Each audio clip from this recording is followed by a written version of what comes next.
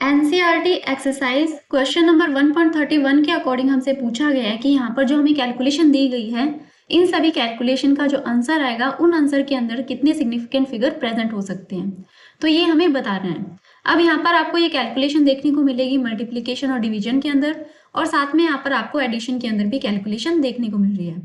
तो इसमें होता क्या है, यहाँ पर आपको दो बातें ध्यान रखनी है। जब बात मल्टीप्लिकेशन और डिवीजन की होती है तो जितने भी हमें सिग्निफिकेंट कंपोनेंट दिए गए होते हैं उनमें से जिस कंपोनेंट के अंदर आपको सबसे लीस्ट नंबर के अंदर सिग्निफिकेंट फिगर देखने को मिले वही हमारा रिजल्ट होता है। और अगर बात हो एडिशन और सब्सट्रैक्शन की तो डेसिमल के बाद में जितने डिजिट होंगे वही हमारा रिजल्ट होगा। तो ये दो पॉइंट आप जरूर याद रखिए।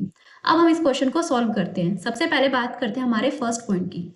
फर्स्ट पॉइंट के अंदर जो हमारी कैलकुलेशन है वो है 0.02856 multiply 298.15 multiply 0.112 divided by 0.5785।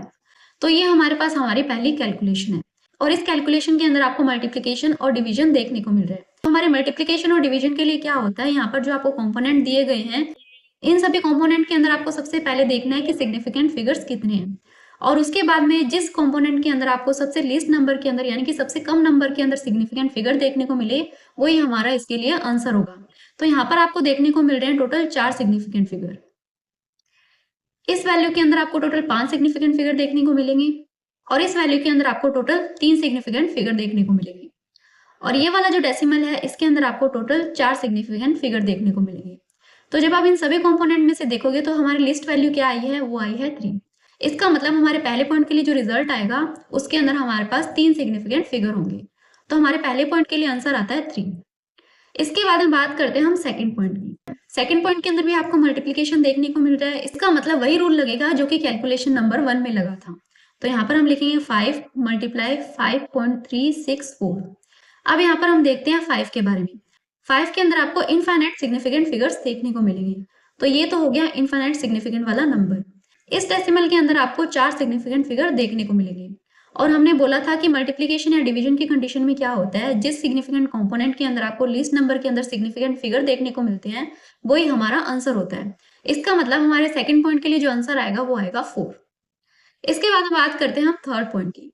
Third point के अंदर आपको एडिशन देखने को मिल रहा है। तो हम यहाँ पर एक बार लिख लेते हैं 0.0125 प्लस 0.7864 प्लस 0.0215। और एडिशन और सब्ट्रैक्शन की कंडीशन में क्या होता है, डेसिमल के बाद में आपको जितने डिजिट देखने को मिलते हैं वही हमारा रिजल्ट होता है। अब यहाँ पर देखिए आपको डेसिमल के बाद में कितने डिजिट देखने को मिल रहे हैं, 4 डिजिट देखने को मिल रहे हैं। इसमें भी आपको 4 डिजिट देखने को मिल रहे हैं, और इसमें भी डेसिमल के बाद में 4 डिजिट है। इसका मतलब हमारे थर्ड पॉइंट के लिए जो आंसर आएगा वो आएगा 4। तो ये था हमारा क्वेश्चन जिसके अंदर हमने सिग्निफिकेंट फिगर्स की बात की, और इसी के साथ में हमारा ये जो क्वेश्चन है वो भी कंप्लीट होता है।